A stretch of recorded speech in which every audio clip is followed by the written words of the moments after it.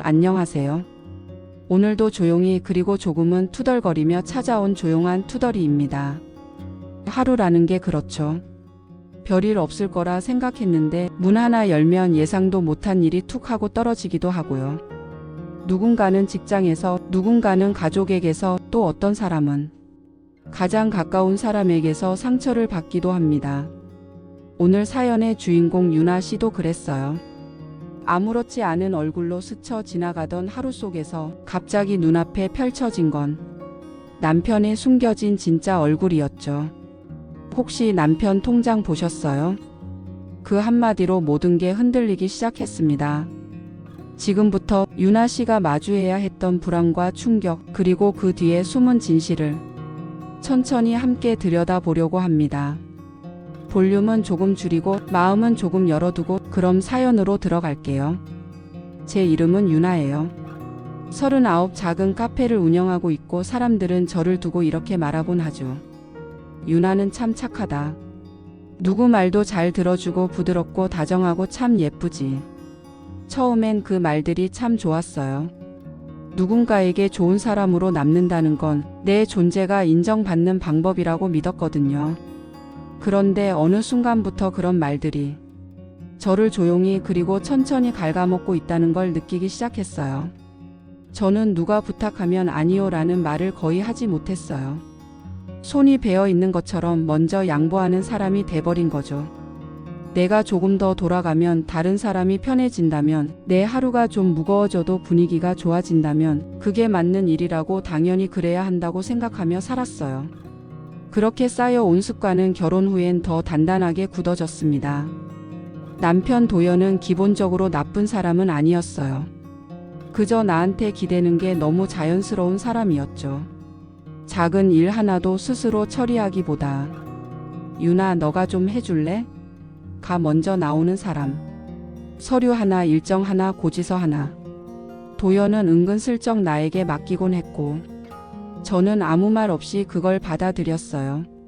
왜냐면 제가 거절하면 괜히 싸움이 될 것 같았고 제가 해버리면 그냥 편안하게 지나갈 수 있었으니까요. 하지만 그게 동시에 문제였죠. 제가 편하게 해주고 싶어서 해준 일들이 도연에게는 언젠가부터 당연한 일, 심지어 유나가 해야 하는 일로 굳어졌으니까요. 시어머니는 아들을 너무 사랑하는 분이었어요. 평생 시어머니의 중심엔 도연밖에 없었죠. 그래서일까요? 저를 볼 때면 늘 아들이 힘들지 않게 내가 좀 도와줘야지라는 말이 붙었어요. 저는 그 말에 단 한 번도 반박하지 못했어요. 시어머니에게 잘 보이고 싶은 마음, 가정을 평온하게 유지하고 싶은 마음, 그리고 착한 며느리로 보이고 싶은 제 욕심이 있었죠. 그러다 보니 어느 순간엔 제 하루 대부분이 남의 필요에 맞춰 움직이는 시간이 돼 있더라고요. 카페 주문이 몰릴 때도, 아이 하원 시간이 다가올 때도, 도연이 뭐 하나를 맡기면 저는 제 일보다 그걸 먼저 챙겼어요. 그게 가정의 조화를 위한 거라고, 그게 어른의 역할이라고, 그게 내가 선택한 삶이라고 스스로를 달래면서요. 하지만 어느 순간부터 제 마음속에서 아주 작은 균열이 생기기 시작했어요. 내가 이렇게까지 해야 하나? 내가 참고 넘기니까 오히려 더 쉽게 보는 건 아닐까? 나는 언제쯤 내 삶을 내 편에서 살아줄까? 이런 질문들이 밤마다 머리맡에 내려앉는 돌덩이처럼 쌓였어요. 하지만 저는 그 질문을 곧장 밀쳐냈어요. 왜냐면 생각하기 시작하면 지금까지 버틴 시간들이 모조리 흔들릴 것 같았거든요. 그래서 그냥 버텼습니다. 무슨 일이 생겨도 제 마음이 조금 찢겨도 좋은 사람인 척, 괜찮은 사람인 척, 조용한 사람인 척 하면서요. 참 이상하죠. 사람들이 말하던 착하다는 말이 제가 좋아하던 칭찬이었는데 어느 순간부턴 그 말이 제가 스스로를 묶어두는 족쇄처럼 느껴졌어요. 저는 착한 사람이 되고 싶었던 게 아니라 그냥 누구에게도 미움받고 싶지 않은 사람이었던 것 같아요. 그래서 참았고 웃었고 넘겼고 버텼죠. 그게 제 삶을 얼마나 갉아먹고 있었는지, 제가 얼마나 제 자신을 잃어가고 있었는지 저는 그때는 아직 몰랐어요. 그리고 바로 그 순간 제 인생을 송두리째 흔드는 사건이 조용히 아주 조용히 다가오고 있었습니다. 그날은 카페 문을 연 지 2시간쯤 지났을 때였어요. 아침 손님들이 한번 빠지고 나면 잠시 고요가 찾아오는데 그 시간만큼은 저에게 작은 휴식 같은 순간이었죠. 커피 머신에서 나는 따뜻한 스팀 소리, 작게 틀어놓은 재즈 음악, 그리고 갓 구운 스콘 냄새. 그 사이에 저는 숨을 고르고 다시 하루를 시작하는 기분을 느끼곤 했어요. 그런데 그날은 달랐어요. 우편함에서 꺼낸 서류 하나가 제 그 평온함을 흔들어 놨거든요. 봉투는 동네 행정복지센터에서 온 공식 문서였어요. 축제 운영비 정산 안내라고 적혀 있었죠. 처음엔 대수롭지 않게 넘겼어요. 작년에 우리 동네에서 가을 축제를 크게 한 적이 있었거든요.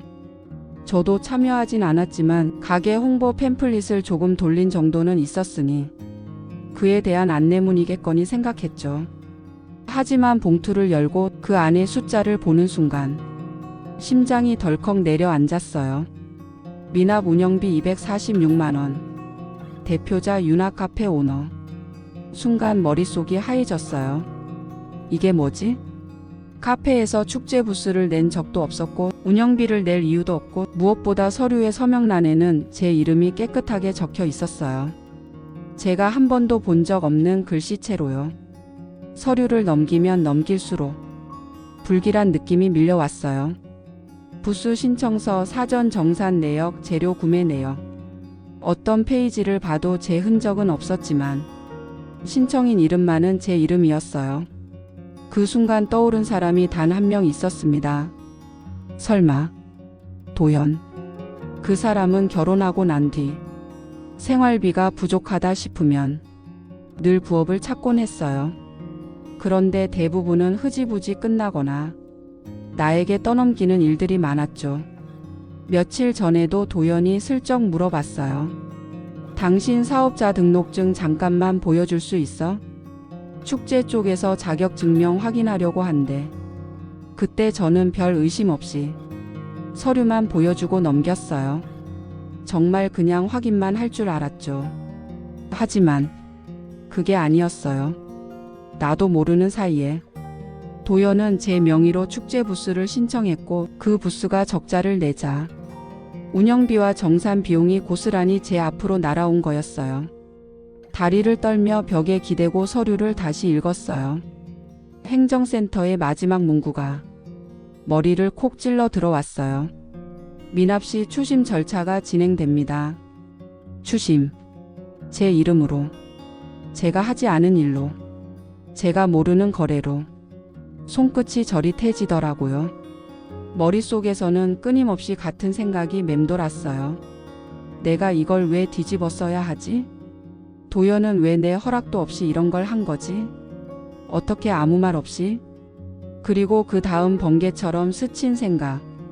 아, 이 사람은 내가 또 참을 거라고 생각했구나. 착해서. 문제 일으키기 싫어해서. 가정을 흔드는 게 싫어서. 남편 체면 세워주는 게 아내의 도리라고 믿는 사람이라서. 그걸 알고 있었기 때문에 내 이름을 마음대로 가져다 쓴 거겠죠. 그 생각이 드는 순간 가슴이 서늘하게 식었어요. 그날 이후로 내 이름이라는 게, 내 인생이라는 게 더 이상 가볍게 느껴지지 않았어요. 나는 단 한 번도 누구도 해치지 않으려고 살아왔는데 누군가는 그렇게 쉽게 내 이름을 써버릴 수 있구나.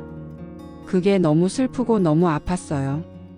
우편함에서 꺼낸 그 서류들을 들고 집으로 돌아가는 길은 믿기 어려울 만큼 길게 느껴졌어요. 카페 문을 닫고 나와 골목을 걸을 때 나는 걸음을 옮기고 있지만 머릿속에서는 같은 문장만 반복되고 있었죠. 도연이가 내 이름을? 나는 평생 남에게 피해 주지 않으려 늘 신중하게 살아왔는데 가장 가까운 사람이 가장 가볍게 나를 이용했다는 사실이 쉽게 받아들여지지 않았어요. 현관문을 열었을 때 집 안에서는 TV 소리와 눌러붙은 고구마 냄새가 희미하게 섞여 있었어요. 도연은 소파에 누워 게임을 하고 있었죠. 나는 그 서류를 조용히 식탁 위에 놓고 그의 이름을 불렀어요.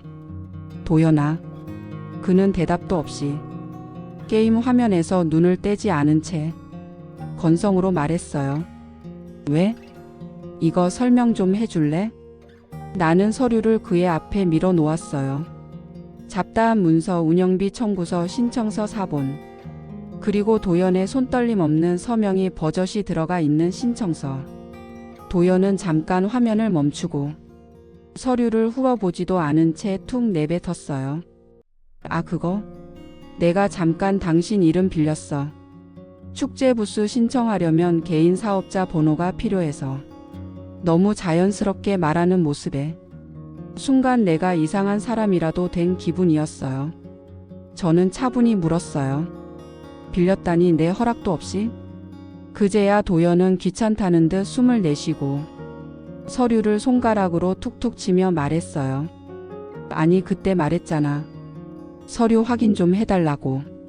그때가 허락 아닌가? 그건 그냥 보여달라고 해서. 아, 됐어, 유나. 이거 그냥 오해야. 내가 처리할게. 그는 정말 아무 일 아니라는 듯 다시 게임을 켰어요. 그리고 그 다음 말이 저에게 결정적인 균열을 냈어요.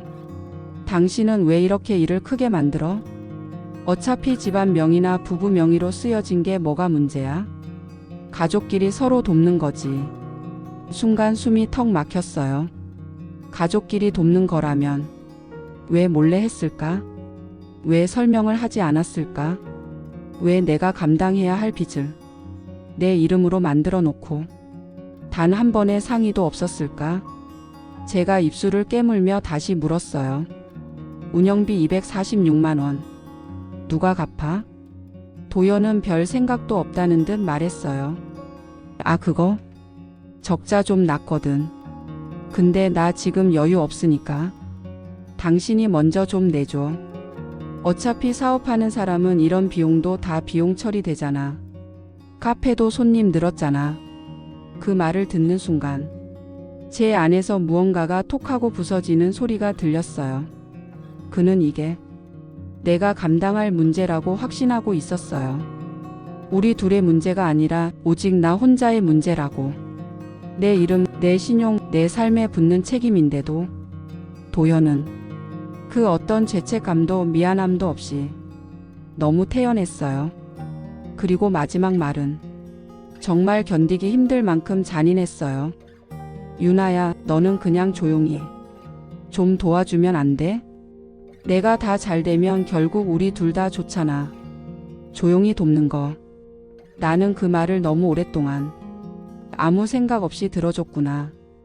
그러면서 내 시간, 내 기회, 내 삶이 조용히 사라지고 있었구나. 그 순간 정말 선명하게 깨달았어요.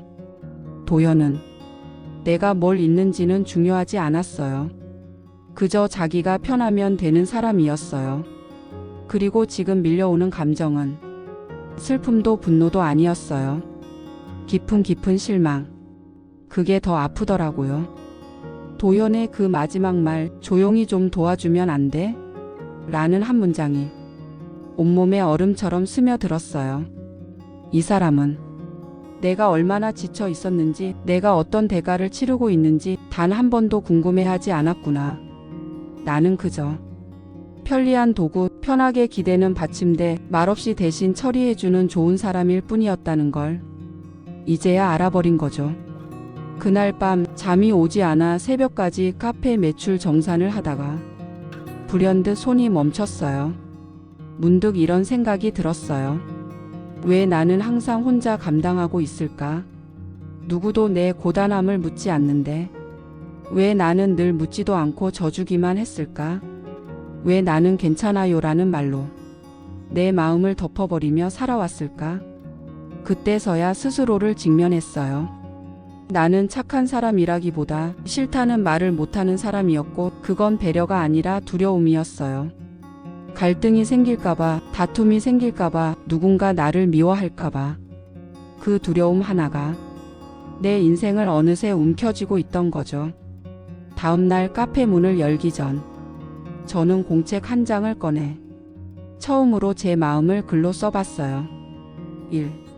나는 더 이상 누군가의 희생으로 존재하지 않겠다. 2. 내 이름은 내가 지킨다. 3. 나도 요구할 수 있다. 부탁할 수 있다. 거절할 수 있다. 4. 도연의 잘못은 도연이 책임진다. 다 쓰고 나니 왠지 모르게 손이 떨렸어요. 평생 해본 적 없는 다짐을 평생 참고 넘겼던 내가 이제야 적고 있다는 사실이 어색하고 낯설었거든요. 그리고 무언가 서서히 무너지는 느낌이 들면서도 동시에 작지만 단단한 돌 하나가 가슴속에서 단단히 자리 잡는 느낌이었어요. 나를 지키겠다는 의지가 처음 생긴 순간이었어요. 그날 저녁 도연이 퇴근해 들어오자 저는 그동안 모아둔 서류들을 전부 정리해 도연에게 내밀었어요. 이건 당신이 처리해야 해. 내가 아니라. 도연은 웃으면서 말했죠. 아, 또 그 얘기야? 그거 진짜 별거 아니야. 저는 그 말을 끊었어요. 단호한 목소리가 나왔어요. 내가 낸 적 없는 목소리. 난 더 이상 당신 문제를 떠안지 않아. 도연은 당황했는지 눈을 크게 떴어요. 유나, 왜 이렇게 예민해졌어? 나 요즘 스트레스 많아서 당신이 좀만 도와주면. 당신 스트레스만 스트레스야? 나는? 내 삶은? 그는 말문이 막혔어요. 저도 놀랐어요. 평소의 나였다면 그의 표정을 본 순간 바로 물러났을 텐데 이번에는 뒷걸음치지 않았어요. 나는 계속 말했어요. 당신은 말했지. 가족끼리는 서로 돕는 거라고. 근데 그건 상의할 때 가능한 얘기야. 몰래 서류 쓰고 빚을 내고 내 이름을 가져다 쓰는 건 그건 도움을 바라는 게 아니라 이용하는 거야. 도연은 억울하다는 듯 변명했지만 그 말이 더 이상 제 안으로 들어오지 않았어요. 나는 더 이상 예전의 유나가 아니었어요. 마지막으로 그에게 이렇게 말했어요. 당신이 잘 되면 결국 우리 둘 다 좋다고 했지? 이제부터 그 우리 안에 당신만 들어가는 건 아니야. 내 말이 끝나자 도연은 아무 말도 하지 못했어요. 그 침묵은 처음으로 무섭지 않았어요. 나는 조용히 결심했어요. 이제 나부터 지킬 거야. 그리고 그 순간 내 안에서 아주 작은 문이 하나 열렸어요. 바람이 들어오고 숨이 들어오고 내 삶이 다시 들어오기 시작했어요. 도연이 아무 말도 하지 않은 채 방으로 들어가고 문이 닫히는 소리를 들은 순간 집 안 공기가 묘하게 변했어요. 숨을 깊이 들이마셨는데도 목구멍이 계속 마르는 느낌이 들었죠. 다음날 아침 평소처럼 차를 데워두고 카페로 나가려는데 도연이 갑자기 문 앞을 막아서며 말했어요. 유나, 어제 왜 그랬어? 그 말투가 이상하게 낯설었어요. 어제 분명히 말했죠. 내 이름 내 책임은 이제 내가 지킨다고. 근데 그는 그 말 자체를 이해하지 못하는 얼굴이었어요. 무슨 말이야? 그는 한 박자 쉬고 낮고 차분한 목소리로 말했어요. 누가 너한테 뭐라고 했어? 누가 너한테 이상한 생각 넣은 거야? 저는 순간 얼어붙었어요. 그 말은 제가 스스로 판단할 능력이 없는 사람, 누군가의 말에 쉽게 흔들리는 사람으로 보는 말이었으니까요. 아무도 그런 거 안 했어. 내가 판단한 거야. 그러자 도연은 웃음을 흘리며 말했어요. 유나, 너 원래 이런 사람 아니잖아. 너는 착하고 이해심 많고 말도 잘 듣고 서로 맞춰가는 사람이잖아. 그 말 예전 같았으면 칭찬처럼 들렸겠죠. 근데 지금은 전부 다르게 들렸어요. 말 잘 듣는 사람. 그게 그가 원하는 유나였던 거죠. 저는 조용히 대답했어요. 나는 이제 내 거는 내가 지키려고. 그는 바로 반박했어요. 아니, 그게 왜 문제야? 난 너 힘들게 하려고 그런 거 아니야. 어차피 우리 둘의 미래잖아. 한 몸이잖아. 내가 잘 돼야 우리도 잘 되는 거고. 그 우리의 나는 없었어. 제 말이 끝나자 도연의 표정이 단번에 굳었어요. 그는 잠시 숨을 골랐다가 매우 조심스러운 척 그러나 뼈가 느껴지는 말투로 말했어요. 유나, 너 지금 너무 예민해진 거 알아? 예민. 여자에게 흔히 던지는 모든 감정을 무효화시키는 단어. 순간 속이 타들어갔어요. 내가 예민해서가 아니라 너 요즘 카페 때문에 피곤해서 그래. 내가 피곤하면 나까지 힘들어져. 우리 집이 이럴 때가 아니야.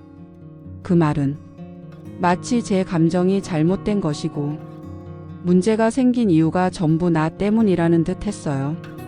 전형적인 텍스트북 같은 가스라이팅.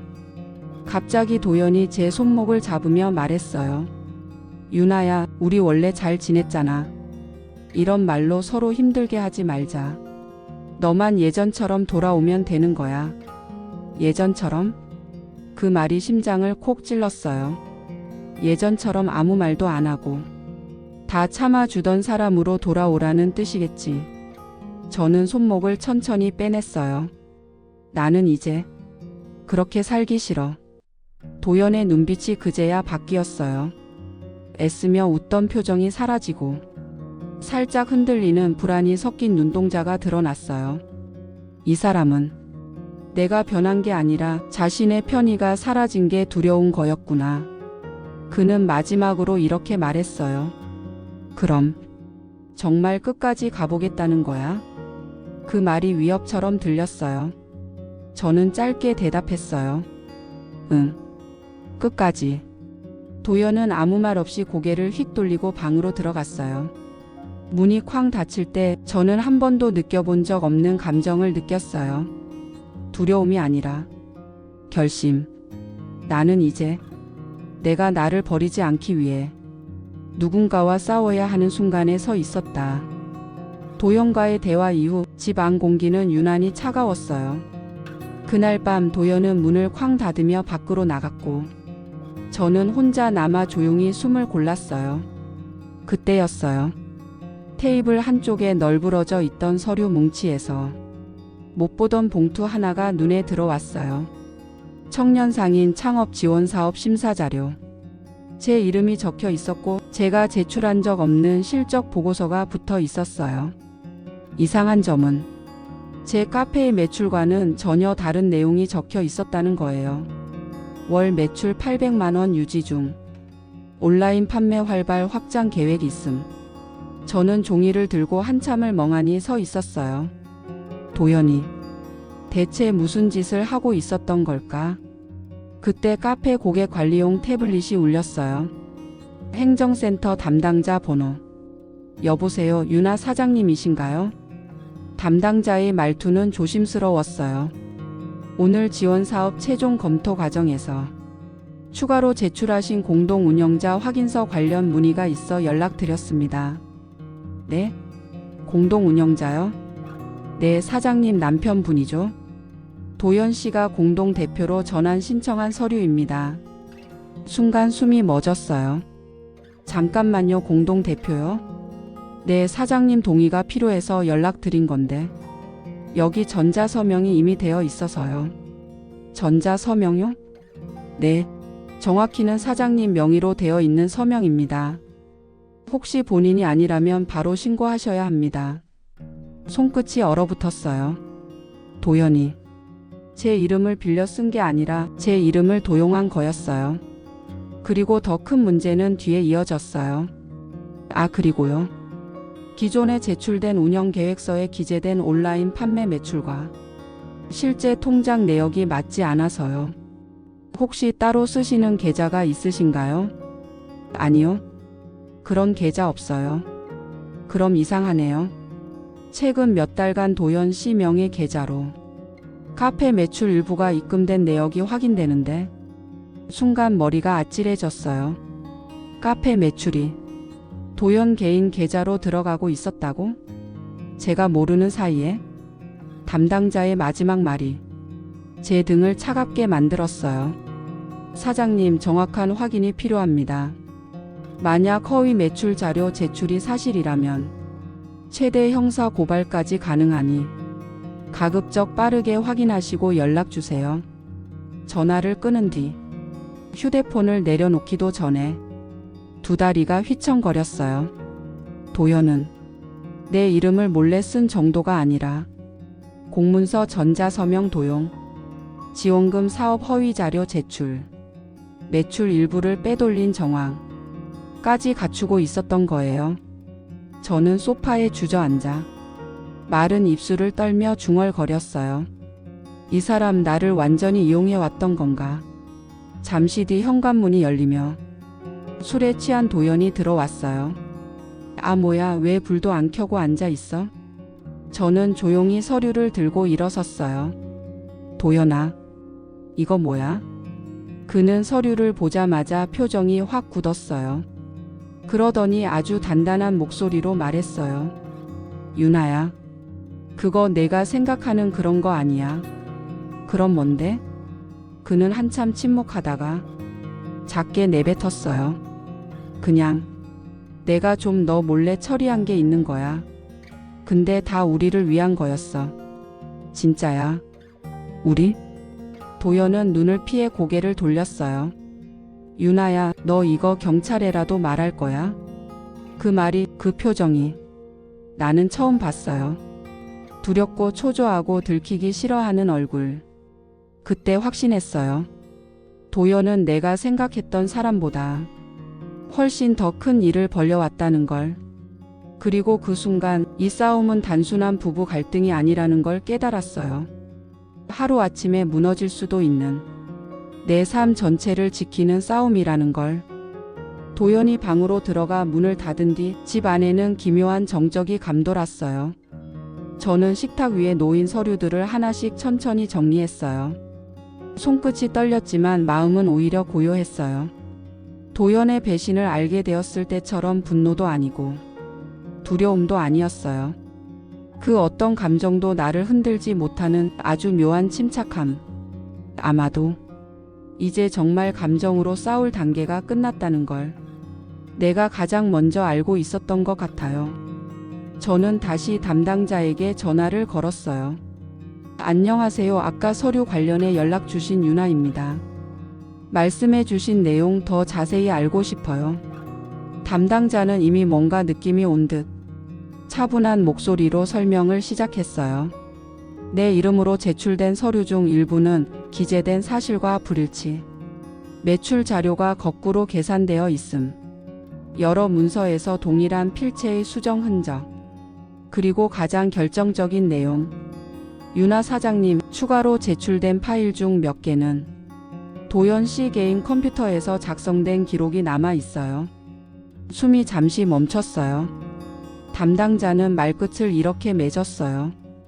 혹시 본인이 모르고 제출된 게 맞다면 사건의 성격이 달라질 수 있어서 정확한 확인이 필요합니다. 저는 단호하게 대답했어요. 네, 저는 아무것도 모른 채 사용된 겁니다. 담당자는 조심스레 말했어요. 그렇다면 피해자일 가능성도 있습니다. 혼자 해결하려 하지 마세요. 그 말이 묘하게 저를 안아주는 느낌이었어요.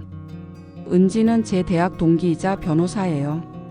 평소에 바빠서 연락도 자주 못했지만 이런 날 가장 먼저 떠오른 이름이었어요.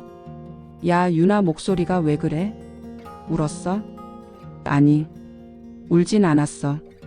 근데 뭔가 있었네. 맞지? 울음이 아니라 참았던 모든 감정이 목에 걸려 말이 잠시 안 나왔어요. 조용하던 침묵 끝에 은지가 먼저 말했어요. 괜찮아. 말해. 내가 말할 준비될 때까지 기다릴게. 그 말에 잠시 숨이 흔들렸지만 저는 울지 않았어요. 대신 느리고 정확하게 설명했어요. 남편이 내 서명을 도용한 것, 허위 자료를 제출한 것, 카페 매출 일부를 다른 계좌로 돌려놓은 것, 그리고 이 모든 사실을 적어도 몇 달 전부터 알고 있었을 가능성까지. 은지는 숨을 길게 들이쉰 뒤 단호하게 말했어요. 유나야, 이건 단순한 부부 문제 아니야. 형사 사건이야. 나도 알아. 좋아. 지금부터는 내가 할 일 하나도 없어. 서류 사진 찍어서 보내. 시간 순서대로. 그리고 도연이랑은 절대 감정 대화하지 마. 그 사람은 지금부터 내 말을 모두 뒤집는 사람이야.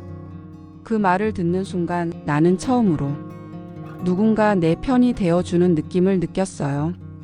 밤이 깊어갈수록 내 안에서 어떤 감정이 생겨났어요.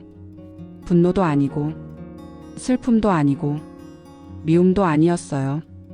명확함. 나는 지금 내 삶을 되찾고 있는 중이구나. 그걸 깨달았어요.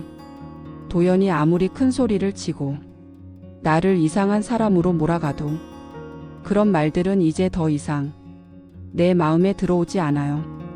왜냐하면 나는 지금 한 걸음 한 걸음 도연에게서 멀어지는 길 위에 있기 때문이에요. 그리고 도연은 그걸 아직 모른다는 사실이 묘하게 나를 강하게 만들었어요. 저는 모든 서류를 정리해 하나의 갈색 봉투에 넣었어요. 고소장 초안, 제출 서류 목록, 담당자 이름, 그리고 은지가 말해준 메모까지. 봉투를 닫는 순간 손끝이 조용히 떨렸어요. 그건 두려움이 아니라 내가 나를 지키기 시작한 사람이 되었기 때문이에요. 그리고 나는 알고 있었어요. 이제 곧 도연의 두 번째 얼굴이 드러날 것이고 진짜 싸움이 시작될 거라는 걸. 하지만 이상하게도 이번엔 무섭지 않았어요. 나는 혼자가 아니었으니까. 그리고 무엇보다 내 편이 드디어 나 자신이 되었으니까. 다음날 아침 출근 준비를 하고 있는데 도연이 갑자기 잠에서 벌떡 일어나 거친 숨을 몰아쉬며 소리쳤어요. 유나, 너 행정센터에 뭐라고 한 거야? 저는 천천히 고개를 돌렸어요. 뭘? 도연은 휴대폰을 던지듯 보여주며 말했어요. 지원사업 담당자가 갑자기 사실관계 재확인하겠대. 그게 왜 필요해? 내가 뭔가 말했으니까 그렇지. 그의 목소리는 이미 평정심을 잃고 있었어요. 지난날 자신만만하던 말투는 사라지고 어딘가 흔들리고 불안하고 초조했어요. 저는 조용히 대답했어요. 나는 내가 모르는 서류가 제출됐다고 말했어. 도연의 얼굴이 굳었어요. 입술이 파르르 떨렸고 목이 뻣뻣하게 굳어갔어요. 유나, 너 지금 나를 죽이겠다는 거야? 내가? 당신이 내 이름으로 서명했는데 내가 누구를 죽여? 그 말은 날카로운 칼날처럼 그의 가슴을 찔렀을 거예요. 도연은 한 걸음 다가오며 말했어요. 너 우리 집안 망하게 하고 싶어? 이게 부부가 할 짓이냐고. 부부면 상의를 했어야지. 도연의 눈이 커졌어요. 그는 마치 제가 제정신이 아니라는 듯 말했어요. 상의를? 내가 당신한테 왜 상의를 해? 당신은 이런 거 모르잖아. 몰라서 내가 대신 해준 거라고. 저는 가만히 웃음이 났어요. 비웃음이 아니라 그가 지금까지 얼마나 자기 세상에서 살았는지를 깨닫게 해주는 웃음. 몰라서 왜 대신해? 모르면 알려주면 되잖아. 그게 귀찮았어. 아, 드디어 진짜가 나왔구나. 귀찮아서 설명하기가. 내 시간을 쓰는 게. 그 말 한 줄에 지난 10년 동안의 제 희생이 종이처럼 구겨져 버렸어요. 도연은 갑자기 태도를 바꿨어요. 조용히 눈을 내리깔고 말했어요. 유나야, 나도 요즘 회사 일 힘들고 스트레스 많아서 그랬어. 정상적인 판단 못했어. 지원금 받은 건 전부 우리한테 도움이 되려고. 저는 그의 말을 끊었어요. 도연아, 회사에서 매출 일부 내 계좌로 보낸 거. 그건 뭐야? 순간 그의 동공이 크게 흔들렸어요. 그건. 아, 그거 잠깐 정리해 두려고 그랬던 거야. 나중에 다시 보낼 생각이었어. 3달 동안 한 번도 안 보냈는데. 바로 보낼 거야. 오늘 보낼게. 지금. 당장. 그는 휴대폰을 열어 송금하는 척까지 했어요. 하지만 손가락은 공중에서 떨고 있었어요. 도연은 갑자기 표정을 바꾸며 말했어요. 유나, 너 진짜 나랑 싸우고 싶어서 이러는 거지? 아니, 너 지금 내가 너한테 그동안 얼마나 해줬는지 알아? 내가 너 카페 도와주려고. 그건 당신이 하고 싶어서 한 거지. 그 말에 도연은 입술을 꽉 깨물었어요. 그리고 고개를 끄덕이며 거짓 웃음을 지었어요. 그래. 그럼 솔직히 말한다. 그는 휴대폰을 꺼내 어디론가 전화를 걸려고 하며 말했어요. 내가 이 서류들 우리 엄마한테 보여주면 어떨까? 엄마? 나는 웃음이 났어요. 그래. 보여줘. 도연은 당황했어요. 뭐? 보여줘. 엄마가 이 서류를 보면 뭐라고 할까? 아들이 며느리 서명 도용하고 매출 빼돌리고 허위 자료 작성한 거? 도연의 얼굴이 순식간에 하얗게 질렸어요.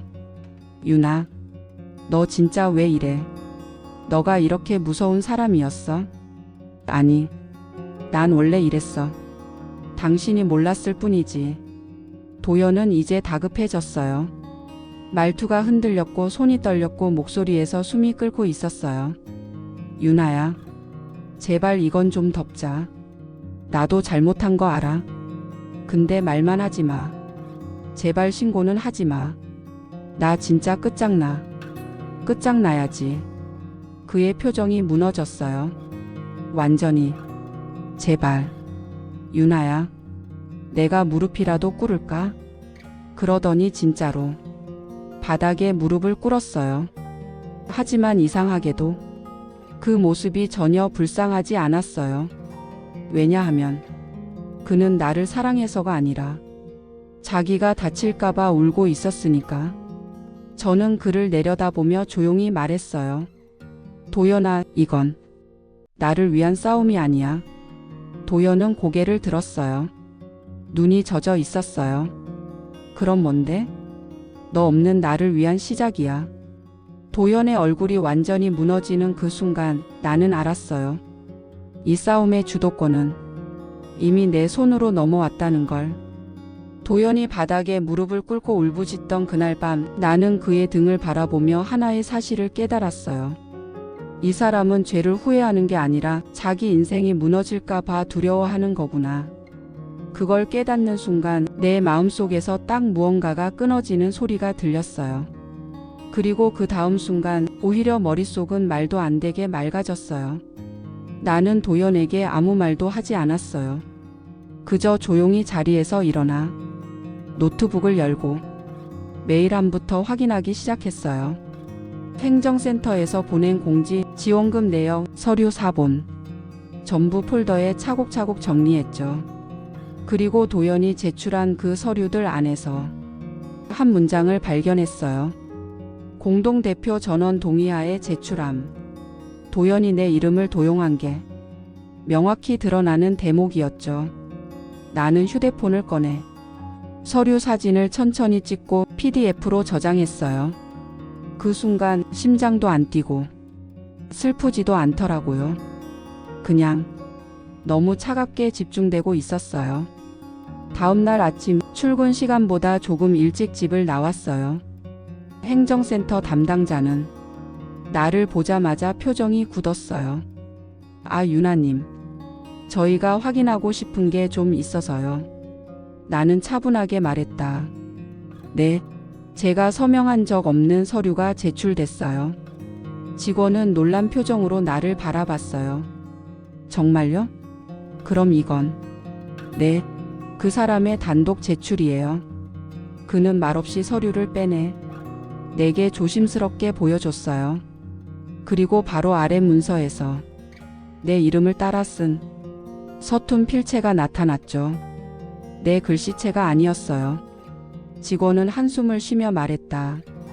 이 경우 사문서 위조로도 문제가 될 수 있거든요. 나는 고개를 끄덕였어요.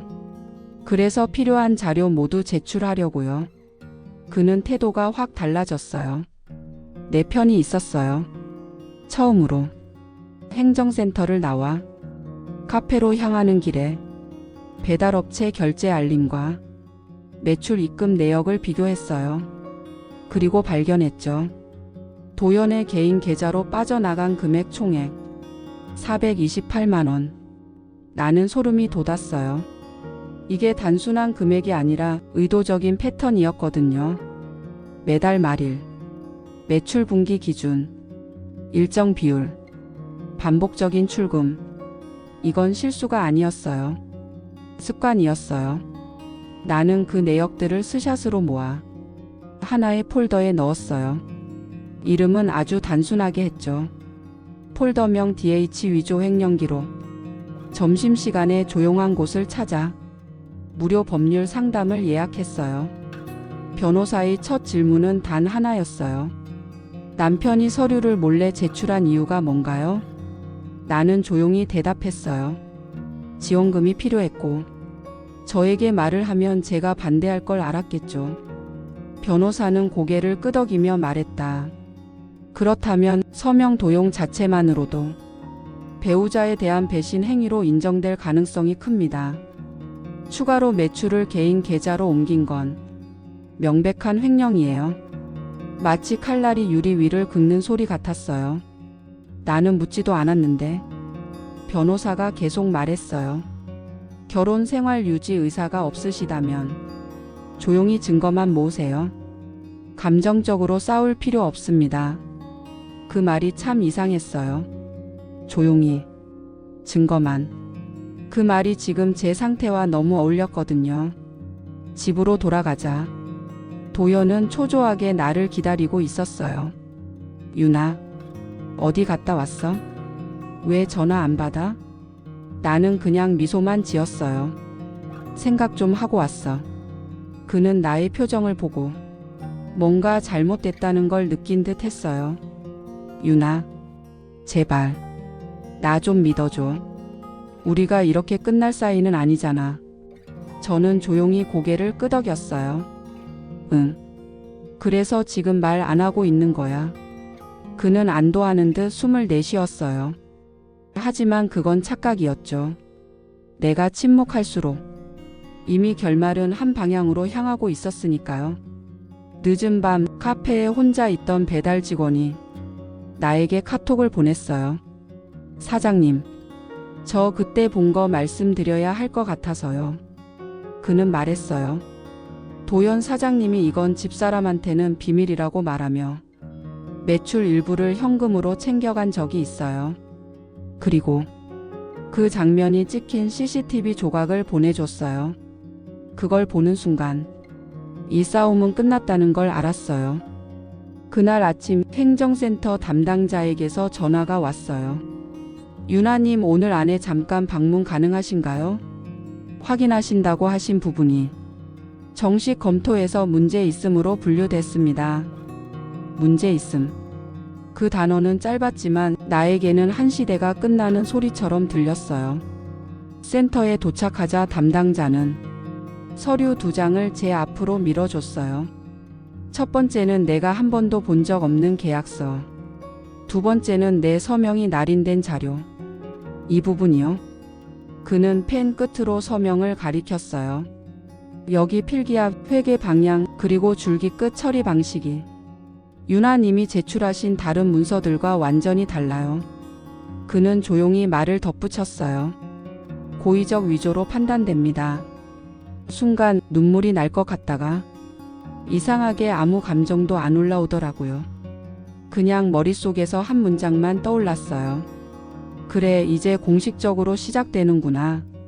담당자는 메모를 건넸어요. 오늘 회의에서 이 건은 경찰에 통보하는 쪽으로 의견이 모였습니다. 다만 피해자인 유나님이 정식 진술서를 제출하시면 처리가 훨씬 빠르게 됩니다. 나는 고개를 끄덕였어요. 종이 위에 쓰이는 내 손글씨가 그렇게 단단하게 보인 적이 없었어요. 번호는 모르는 번호. 하지만 느낌은 왔어요. 여보세요? 유나님 되시나요? 모모 경찰서 사이버 재정팀입니다. 행정센터에서 접수된 건 관련해서 간단히 사실 확인 드리고자 연락드렸습니다. 드디어 왔구나.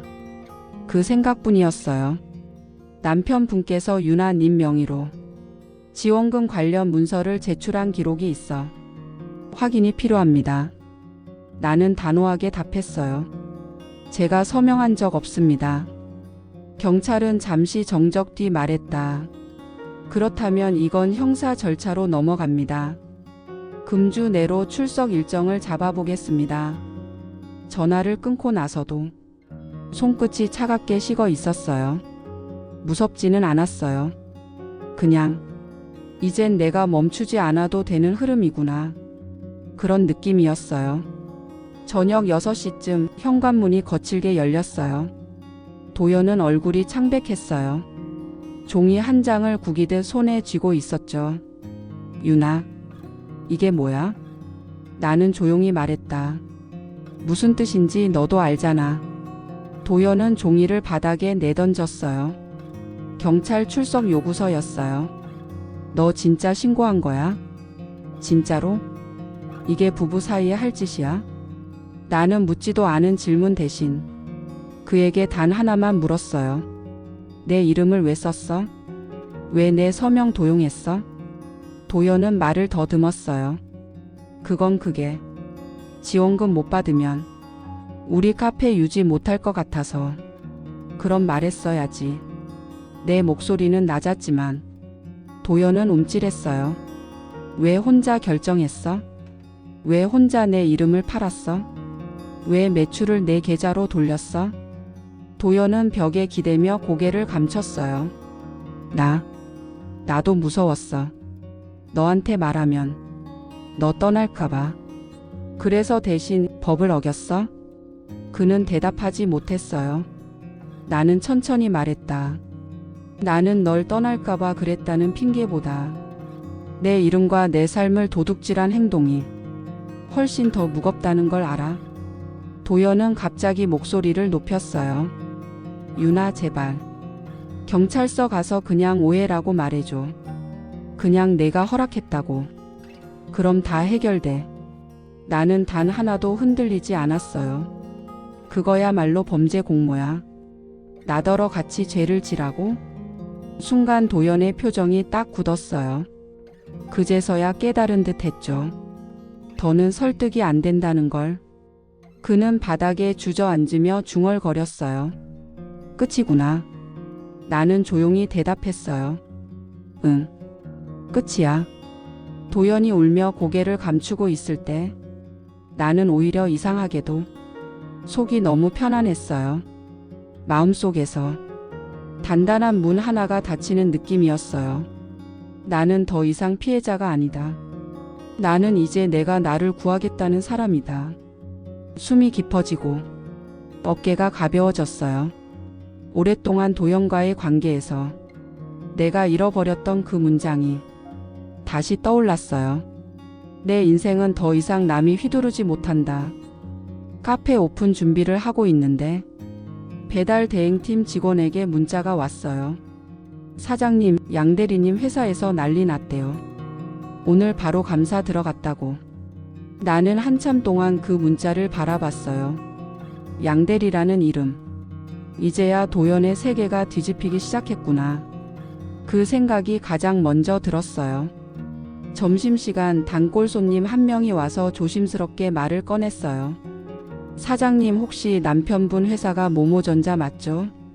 뉴스는 아니고 내부에서 말이 돈다고 하던데. 정산 사고 났다던데요? 나는 고개를 천천히 끄덕였어요. 사람은 참 이상해요. 분명 내 남편의 일인데 내 감정은 파도처럼 흔들리지도 않고 그저 올 게 왔구나. 그 생각뿐이었으니까요. 카페 마감이 가까워질 즈음 모르는 번호로 전화가 걸려왔어요. 혹시 유나 씨 되세요? 저는 도연 씨가 근무 중인 모모전자 인사팀의 박 팀장입니다. 그 이름, 그 목소리의 무게. 전화 한 통으로 상황이 얼마나 심각한지 알 수 있었어요. 남편분에게 연락이 닿지 않아 부득이하게 배우자분께 연락드렸습니다. 오늘 큰 사고가 있었습니다. 사고라면 어떤 종류의 사고요? 정산 입력과 회계 조작 의혹이 함께 발견됐습니다. 조직 전체가 손해를 보는 구조였기에 경찰 신고 여부를 검토 중입니다. 경찰. 이제 카페 서류 위조 사건뿐 아니라 그의 직장에서도 일이 터졌다는 뜻이었죠. 그리고 유나 씨 성함이 들어간 자료도 일부 확인돼. 혹시 참고인으로 연락이 갈 수 있습니다. 그 말로 모든 상황이 정리되었어요. 도연은 단순한 생계 스트레스로 무너진 게 아니라 패턴적으로 무너지고 있었다는 것. 핀트가 정확히 맞춰졌어요. 마감 후 불을 끄고 나가려는데 카페 앞에서 도연이 서 있었어요. 비에 젖은 코트, 하얗게 질린 얼굴, 손에는 잘린 아이디 카드가 들려 있었어요. 유나. 그 한마디가 너무 비어 있었어요. 회사 오늘 나 잘렸어. 나는 담담하게 대답했어요. 그럴 거라 생각했어. 그 말에 도연이 크게 흔들렸어요. 너 이미 알고 있었던 거야? 응. 내가 어떤 사람인지 이제 정확히 알게 됐어. 도연은 갑자기 주저앉으며 울먹였어요. 제발 나 좀 살려줘. 나 이제 어디로 가야 해. 너밖에 없어. 그 말 과거의 나였다면 흔들렸을지도 몰라요. 하지만 이제는 달랐어요. 나는 천천히 그에게 마지막 문장을 건넸어요. 도연아, 너는 이제 나한테 기대 설 자리가 없어. 그 순간 도연의 표정에서 마지막 희망이 꺼졌어요. 그리고 나는 조용히 카페 문을 잠갔어요. 도연이 무너져 내리던 그날 밤 나는 카페 불을 끄고 천천히 걸어 집으로 향했어요. 비가 그친 뒤라 공기는 차가웠지만 마음은 이상하리만큼 단단했어요. 내가 오늘 내린 결정은 누군가에게는 잔인해 보일 수도 있겠죠. 하지만 나에게는 너무 늦게 내린 선택이었어요. 경찰서 조사실은 생각보다 조용했고 차분했어요. 담당 수사관은 내가 가져온 자료 폴더를 차례로 확인했어요. 도연이 제출한 위조 서류, 내 서명 도용 흔적, 행정센터 검토 결과, 카페 매출 변동 내역, 그의 계좌로 빠져나간 정상 금액들, 배달 직원이 보내준 CCTV 캡처. 수사관은 마지막 장을 넘기고 고개를 들었어요. 유나님, 이 정도 자료면 피해자 측이 훨씬 강합니다. 걱정 안 하셔도 돼요. 나는 고개를 끄덕였어요. 네, 걱정 안 하려고요. 이제는요. 그 말이 스스로에게 약속처럼 느껴졌어요. 며칠 뒤 변호사 은지가 내게 말했어요. 유나야, 내 사건은 팩트가 너무 명확해. 공동재산 분할도 내가 유리하고 양육권도 상대가 주장 못해. 나는 웃지도 울지도 않았어요. 그냥 한 시대가 끝나가는 느낌만 있었어요. 서류에 도장을 찍는 순간 잠시 손이 떨렸지만 후회는 없었어요. 정말 이상하게도 그저 이런 생각만 들었거든요. 내 이름이 다시 내 손으로 돌아왔다. 도연에게도 이혼 서류가 전달됐고 며칠 뒤 문자가 하나 왔어요. 유나, 정말 이렇게 끝나는 거야? 나는 천천히 답장을 보냈어요. 그래. 우리는 끝났어. 너 때문도 아니고 나 때문도 아니야. 우리가 함께 있을 이유가 이제 없어. 그 문자가 마지막이었어요. 그 이후로 그는 더 이상 연락하지 않았어요. 살면서 수많은 관계가 끝나지만 어떤 끝은 사람을 더 강하게 만들죠. 도연과의 끝은 그런 종류의 끝이었어요. 어느 날 단골 손님이 말했어요. 사장님, 요즘 얼굴이 밝아졌어요. 그 말을 듣고 잠시 멈칫했어요. 나는 더 많이 웃지도 않았고 더 많이 떠들지도 않았어요. 그냥 어깨가 조금 가벼워졌고 숨이 조금 덜 막혔고 내 하루가 내 마음대로 흘러가기 시작했을 뿐이에요. 그 작은 차이를 사람들은 느낀 거겠죠. 나는 요즘 종종 이런 생각을 해요. 내가 그동안 얼마나 많은 날을 참고 견디고 버티며 살았던 걸까. 남편의 불안도, 시댁의 압박도, 타인의 시선도, 그 모든 것을 내 몫이라고 착각했어요. 하지만 이제는 알아요. 나를 지키는 건 부끄러운 일이 아니고 나를 잃고 살아가는 게 더 아픈 일이라는 걸. 밤마다 카페 문을 닫을 때 불을 끄기 전에 잠시 유리창에 비친 나를 봐요. 예전보다 눈이 조금 또렷해졌고 표정이 조금 단단해졌어요. 나는 그 모습을 보며 속으로 말해요. 유나야, 이제는 괜찮아. 내가 너를 다시 선택했으니까. 혹시 지금 라디오 너머에 저처럼 너무 오래 참아온 사람이 있다면 부디 기억해 주세요. 누구도 당신의 삶을 대신 살아주지 않아요.